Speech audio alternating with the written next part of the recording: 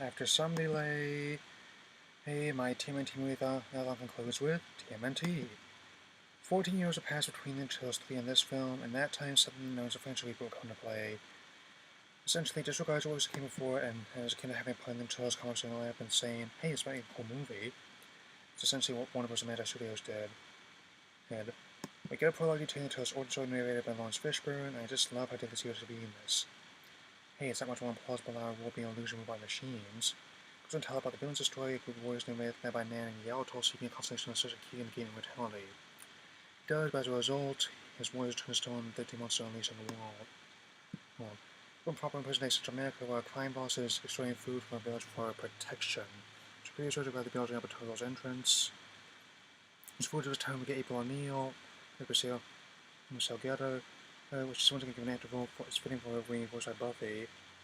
She's once again the daughter who's permanently trained to regularly sharpen his leadership skills on his orders. Unfortunately, it's a driven return to their family as a result. His absence daughter works at T-Tech Sport over the phone, and Michael Ranger the party to his birthday entertainer. Of course, my favorite turtle, Raphael, is once again given the most active role as a night watcher. He continues to fight criminals, is going New York City really, and constantly above all leather.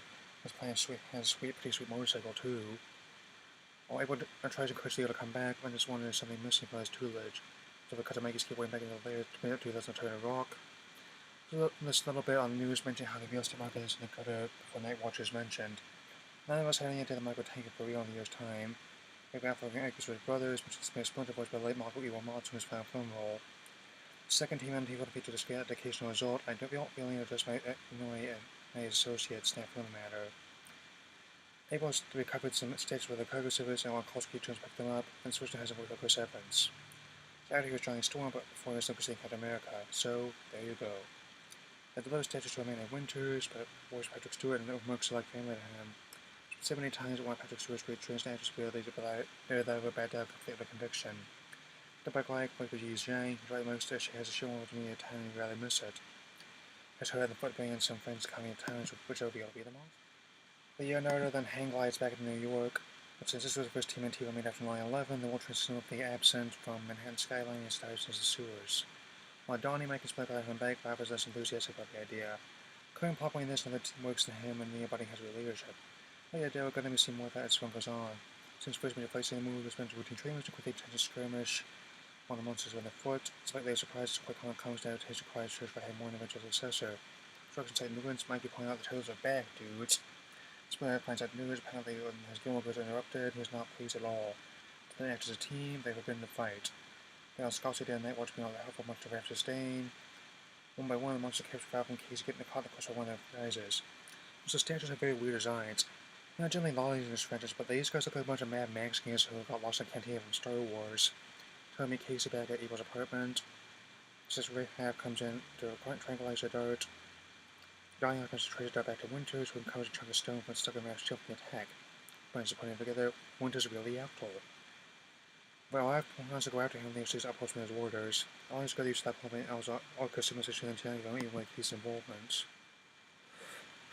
That night, Night Watcher responds to mishap involving and one of the monsters they roadside diner, and the whole fight follows along to the many curse about they've done over the years. Also let the no feel like it'll cost a hooper for some reason. Also, in Winter, the cook is voiced by filmmaker Kevin Smith a bit part. As rain falls, Yale confronts him on the rooftop of a building and finds out Giraffe. Streets and what's possibly the best fight of the movie, divided over different ideologies, is they fight brother against brother. Choreography is on par with the scene live action film, the way he fights the face plays when he falls off their shelves. Even as Raph gets the upper hand by snapping his katana blades with his size, even as the air his statue tabs Leo, she has with this news to me, my god, what have I done? With this, Splinter opts to help him and the other turtles rescue Leo. Just Donnie's covers the portal will open and may ship more monsters that night. The rescue scene involves some space Chris when they found balance the bulk of their act's techno blockbuster nowadays. It was an extra, but they came out from long ago.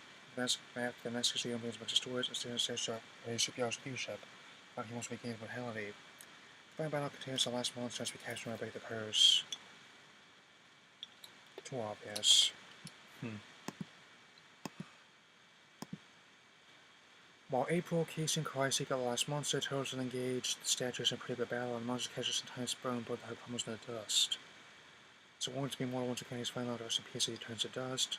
Quite also tells figures of the past will make a return soon. We'll talk in a moment. Also, the trailers have a habit of doing that as often, so it's only the other thing was a bit of an early soft reboots, as it at least strike you common in the other films.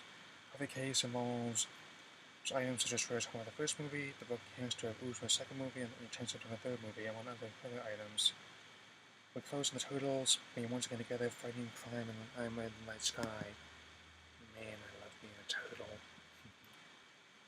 While this film was once again the search's most critical ire, it did make a solid bit of money when it was out. They may preclude a sequel except for one thing. My studios went back into failure. The Astro Boy movie, and I may look into that one sometime. Overall, it's flawed and entertaining. Our TMNT being so bad, I often decided that any film they made after that could only improve from there. Even though the Immortal Warriors plot may be a bit hard to follow, it's the elements that really work. Everything chose dysfunctional family of sorts, and the animation also was limited by Pixar, so having a much smaller budget. This all is 15 can say that I watched every so often. Going to it has started before.